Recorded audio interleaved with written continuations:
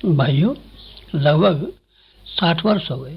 60 वर्ष पुराने में हमारे गुरुदेव घर पर आए थे और उन्होंने कई बातें कही। शुरू में तो कुछ डर जैसा मालूम पड़ा, पीछे जब मालूम पड़ा कि हमारे 3 जन्मों के साथ हमारे रहे हैं, जब उन्होंने पहले जन्मों का दृश्य दिखा दिया तो हमारा भय दूर हो गया और फिर बातचीत शुरू हो गई।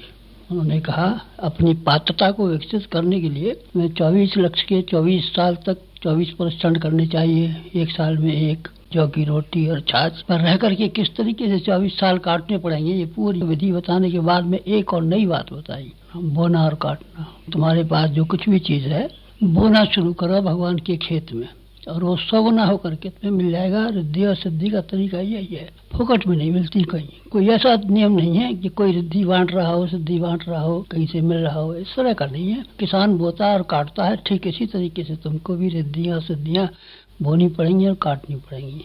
तो उन्होंने कहा, तुम्हारे पास क्या क्या वस्तुएं हैं, मालूम नहीं क्या वस्तुएं हैं। तो उन्होंने कहा, देखो समय और श्रम तुम्हारे पास है, ये भगवान के क्षेत्र में। वो कौन सा भगवान? ये विराट भगवान जो चारों ओर समाज के रूप में विद्यमान है। इसके लिए तुम अपना श्रम और शरीर को सब खर्च कर डालो और तुम्हें 100 गुना होकर के मिल जाएगा। अच्छा, 1 नंबर 2, बुद्धि तुम्हारे पास है भगवान की दी हुई संपदा में।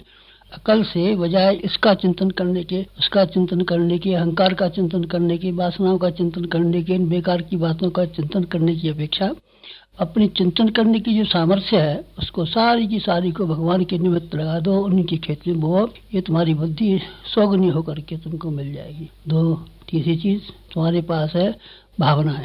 भावनाएं हमारे पास है, आपके पास भी है। 3 शरीर है, स्थूल सूक्ष्म कारण। इसमें से स्थूल शरीर में श्रम होता है, सूक्ष्म शरीर में बुद्धि होती है और कारण शरीर में भावनाएं होती है। 3 चीजें वो जो भगवान ने हमको दी है। श्रम और शरीर भगवान ने हमको दिया है, बुद्धि किसी आदमी ने नहीं दी है, भगवान ने दी है। और भावनाएं जो है भगवान ने दी है। इन 3 भगवान की दी हुई चीजों को होना चाहिए। और एक चीज इस तरह की है जो तुम्हारी कमाई हुई है, या पहले जन्म से कमाया हो या इस जन्म में कमाया हो, बहरहाल वो तुम्हारा कमाया हुआ है, भगवान का दिया हुआ नहीं है। वो क्या? धन।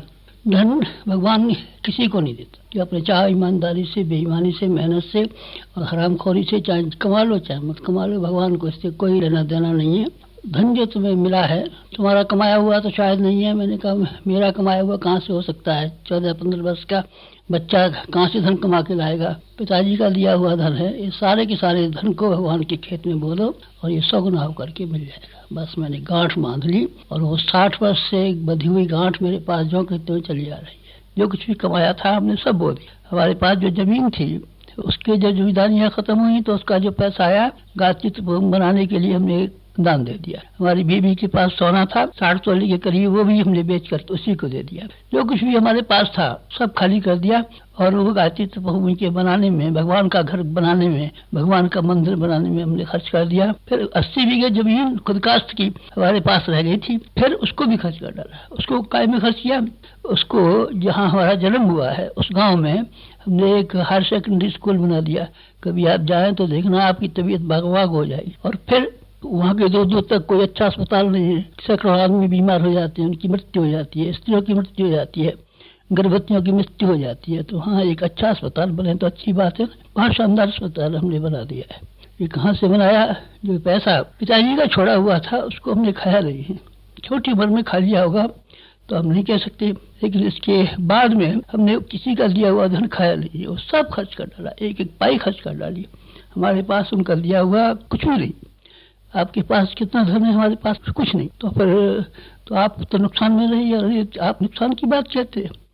हमारे गांव कभी आप जाएं तो हमारा कच्चा मकान था, सारे गांव कच्चे मकान थे, हमारा भी कच्चा मकान था, फूट टूट के बराबर हो गया। लेकिन यहाँ जहाँ कहीं भी हम रहते हैं पक्के मकानों में रहते हैं, बड़े शानदार मकानों में रहते हैं।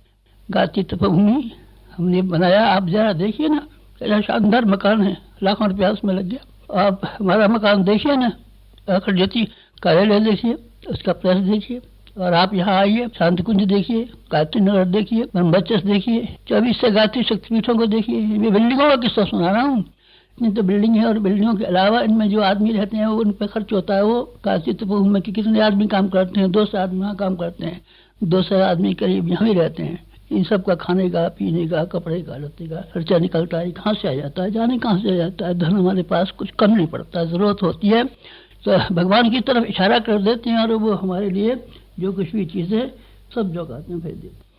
भगवान के लिए सब आदमी एक से हैं। जो नियम हमारे ऊपर लागू है कोई आपके ऊपर भी लागू हो सकते हैं।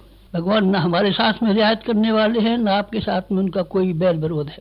तरीके वही है जो हमारे जीवन में हमको बताए गए। हमारे गुरु ने हमको तरीका बताया था और हमने स्टार्ट कर लिया, और हम गुरु को बहुत धन्यवाद देते हैं। और आपको हम सिखाते हैं और समझाते हैं और बताते हैं कि आप उसी रास्ते पे चलिए जिस रास्ते पे हम चले हैं। आप भी निहाल हो जाएंगे और धन्य हो जाएंगे। और क्या कहूँगा आपसे, बस।